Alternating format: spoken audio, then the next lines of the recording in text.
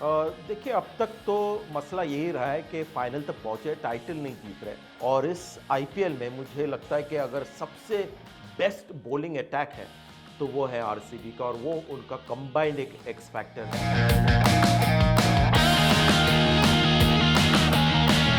मैं फिर से रजत पाटीदार का परफॉर्मेंस देखूंगा प्लेऑफ्स में। पिछले आईपीएल में एक 100 रन बनाए उन्होंने एलिमिनेटर्स में, और फिर 50 रन बनाए, तो प्रेशर में भी खेलना जानते हैं। रीस टॉपली जो एक उनकी फॉरेन साइनिंग है, वो इंडियन पिचेस के लिए मुझे लगता है बिल्कुल मुनासिब एक बॉलर है।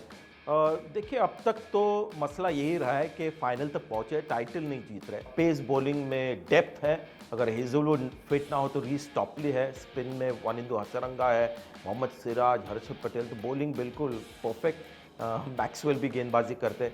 बल्लेबाजी एक कंसर्न एरिया है, और मैं बार बार ये कह रहा हूँ कि अगर पहले बल्लेबाजी करें तो एक बड़ा स्कोर खड़े करने की क्षमता होनी चाहिए और कंसिस्टेंसी, उसमें दारोमदार होगा Faf du Plessis Virat Kohli के ऊपर ज़्यादा, तो वो एक कंसर्न एरिया। बहुत घरेलू मैचेस होंगे, और आप जानते हैं बेंगलोर में जब आप खेलते हैं तो छक्के बहुत लगते हैं वहाँ पर, तो प्रेशर यही होगा अगर टॉस हारे तो पहले बल्लेबाजी करनी पड़ेगी और फिर लक्ष्य 200 का देना होगा।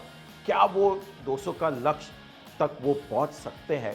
और वो दारोमदार Faf du Plessis Virat Kohli पे ज़्यादा होगी, क्योंकि मैक्सवेल उसी तरह से खेलेंगे जैसे खेलते हैं, और दिनेश कार्तिक फिनिशर की भूमिका में, तो वो एक उनके लिए बड़ा चैलेंज होगा। एक्स फैक्टर मैं मानता हूँ उनकी बॉलिंग है, और इस आईपीएल में मुझे लगता है कि अगर सबसे बेस्ट बॉलिंग अटैक है तो वो है आरसीबी का, और वो उनका कंबाइंड एक एक्स फैक्टर है।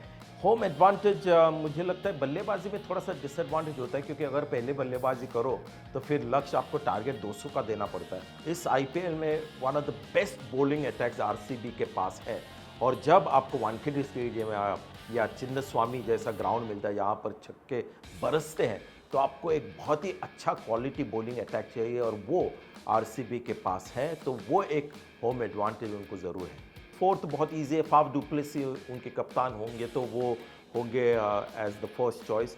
मैक्सवेल दूसरे, वनिंदु हसरंगा एक बहुत ही गेम चेंजर उनके पास है, वो होंगे तीसरे।